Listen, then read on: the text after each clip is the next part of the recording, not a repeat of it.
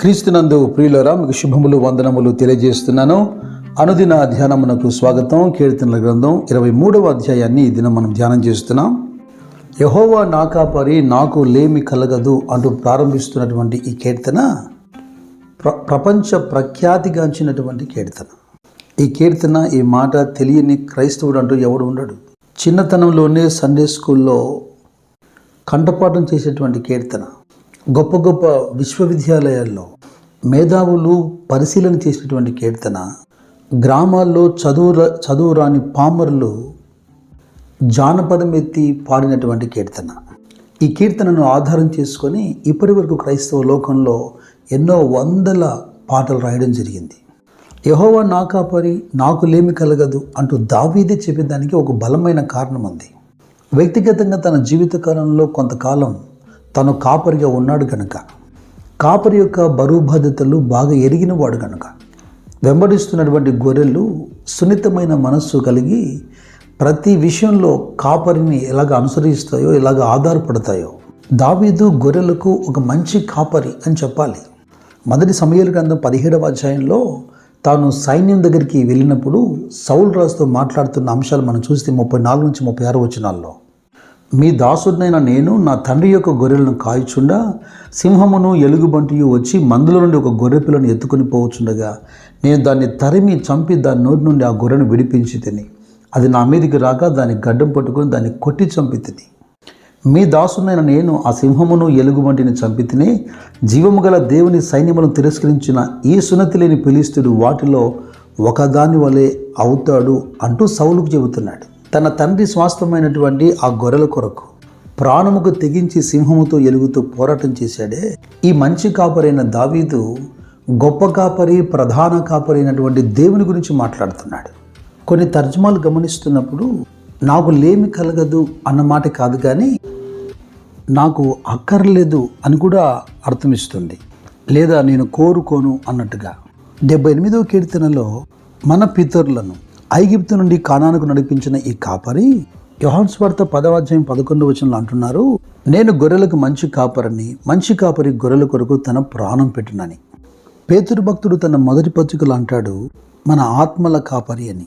నిజమే కదా, నశించిన దానిని వెదకి రక్షించుటకు మనుష్య కుమారుడు ఈ లోకానికి వచ్చాడు. దావీదు ఇస్తున్నటువంటి ఈ స్టేట్మెంట్ చూడండి.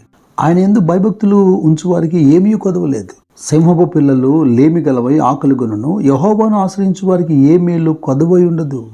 నిజమే, యెహోవా నా కాపరి, నాకు లేమి కలగదు. ఇక 2వ వచనం నుండి కాపరి తను ఎలా నడిపిస్తున్నాడో వివరిస్తున్నాడో అధ్యాయం చివరి దాకా. పచ్చిక గల చోట్లను ఆయన నన్ను పరుండజేయుచున్నాడు, శాంతికరమైన జలముల యొద్ద నన్ను నడిపించుచున్నాడు. ఇక్కడ మనకు ఒక ప్రొవిజన్ కనబడుతుంది. అలాగే భౌతికమైన ఆధ్యాత్మికమైన విషయాల్లో ఒక విశ్రాంతి, ఒక రెస్ట్, శాంతికరమైన జలముల దగ్గరికి నడిపిస్తున్నాడు. ఆ మాటకు వస్తే మత్తయి సువార్త 11వ అధ్యాయము 28వ వచనంలో, ప్రయాసపడి భారం మోస్తున్న సమస్త జనులకు ఆయన ఇచ్చిన పిలుపు ఏమిటి? నా యొద్దకు రండి, నేను మీకు విశ్రాంతిని కలుగజేస్తానని. తక్కిన పశువులన్నీ మేత వెతుక్కుంటూ వెళ్తాయేమో, కానీ గొర్రెల మంద విషయంలో ఆ బాధ్యత కాపరిదే. పేతురు 2వ పత్రిక 1వ అధ్యాయంలో అంటున్నాడు, ఆయన దైవశక్తి జీవమునకు భక్తికి కావలసినవన్నింటినీ మనకు దయచేస్తున్నాడని. ఇక 3వ వచనం చూస్తే, నా ప్రాణమునకు ఆయన సేద తీర్చుచున్నాడు, తన నామమును బట్టి నీతి మార్గములలో నన్ను నడిపించుచున్నాడు. యేసుక్రీస్తు ప్రభువుల వారు మత్తయి సువార్త 18వ అధ్యాయంలో చెప్పిన ఒక ఉపమానం. ఒక మనుష్యునికి 100 గొర్రెలుండగా వాటిలో ఒకటి తప్పిపోయినట్లా 99ని కొండల మీద విడిచిపెట్టి తప్పిపోయిన దాన్ని వెదకడా. వాడు దాన్ని కనుగొనిన ఎడల 99 గొర్రెలను గురించి సంతోషించినంత కంటే దాని గురించి ఎక్కువగా సంతోషించునని మీతో నిశ్చయముగా చెప్పుచున్నాను. అలాగనని ఈ చిన్నవారిలో ఒకడైనను నశించుట పరలోకమందున్న మీ తండ్రి చిత్తము కాదు. ఈ కీర్తన 23:3 మనకు ఒక గైడెన్స్ని, అలాగే ప్రొటెక్షన్ని చూపిస్తుంది. దేవునిలో మనకున్నటువంటి నడిపింపు మరియు భద్రత. ఇక 4వ వచనంలో అంటాడు, గాఢాంధకారపు లోయలో నేను సంచరించినను ఏ అపాయమునకు భయపడను, నీవు నాకు తోడయుందువు, నీ దుడ్డు కర్రయు నీ దండమును నన్ను ఆదరించును. ఇది కాపరికున్న మరొక గొప్ప లక్షణం. దారి తప్పిపోతున్నప్పుడు లేదా ప్రమాదాల్లో చిక్కుకున్నప్పుడు రక్షించేందుకు, అవసరమును బట్టి చిన్న చిన్న శిక్షలు విధించేందుకు కాపరి చేతిలో ఉన్న దుడ్డు కర్ర మరియు దండం. అయినను నువ్వు జలములలో బడి వెళ్తున్నప్పుడు అవి నీ మీద పొర్లి పారకుండా, నీవు అగ్ని మధ్యలో నడుస్తూ ఉండగా జ్వాలలు నిన్ను కాల్చకుండా, నిన్ను రక్షించువాడు నీ దేవుడైన యెహోవాయే.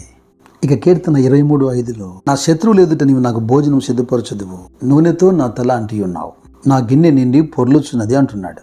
లూకా సువార్త 7వ అధ్యాయంలో జరిగిన ఒక ఉదాంతాన్ని మీ ముందు చాలా ఇష్టపడుతున్నాను. యేసుక్రీస్తు ప్రభు భోజనం కొరకు ఒక పరుషుని ఇంట్లో కూర్చున్నప్పుడు పాపాత్మురాలైన ఒక స్త్రీ వచ్చి అత్తరు ఆయన పాదాలకు పూసి కన్నీళ్లతో ఆయన పాదాలు కడిగి పశ్చాత్తాప హృదయంతో ఆయన పాదముల దగ్గర పడి ఉండగా ఇదంతయు గమనించిన పరిసయ్యుడు తన హృదయంలో ద్వేషిస్తూ ఈయన ప్రవక్త అయితే ఆ స్త్రీ ఎటువంటిదో గ్రహించలేడా అనుకుంటుండగా ప్రభు అతనితో అన్నాడు, నీవు నూనెతో నా తల అంటలేదు, కానీ ఈమె నా పాదములకు అత్తరు పూసినని. ఈ విధంగా తలకు నూనె పెట్టడం అనేది గౌరవానికి మర్యాదకు సంబంధించిన అంశం. శత్రువులు చూస్తుండగా వారి ఎదుటనే దేవుడు నీకు తీసుకురాబోతున్న గౌరవ ఘనతలు. అంత మాత్రం కాకుండా నూనెతో అభిషేకించడం అనేది ఒక ప్రత్యేక పని కొరకు అధికార్య నియామకం అని చెప్పాలి. మనం కీర్తన 92:10 గమనిస్తున్నప్పుడు గురుపోతు కొమ్ము వల్లి నీవు నా కొమ్ము పైకెత్తితివి, క్రొత్త తైలముతో నేను అంటబడి తిని అంటున్నాడు. దీని అర్థం ఏమిటి? ఒకవైపున నా కొమ్ము పైకెత్తితివి అంటున్నాడు, నూనెతో నన్ను అంటి ఉన్నావు అంటున్నాడు. ఆ అభిషేకమే అన్ని విషయాల్లో దావీదును లేవనెత్తింది. ఈ 23వ కీర్తనను దావీదు ఇలాగ ముగిస్తున్నాడు, నేను బ్రతుకు దినములన్నీ కృపాక్షేమములు నా వెంట వచ్చును, చిరకాలము యెహోవా మందిరంలో నేను నివాసము చేసేదను.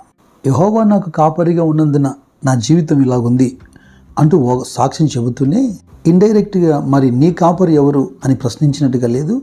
మరి ఈ దేవుడు నీకు కాపరిగా ఉంటే కృపాక్షేమములు నీకును కలుగుతాయన్న పురిగొలుపును ఇస్తున్నాడు. ఈ శ్రేష్టమైన అనుభవాల గుండా దేవుడు మేము నడిపించును గాక. కృప మీకు తోడైండును గాక. God bless you.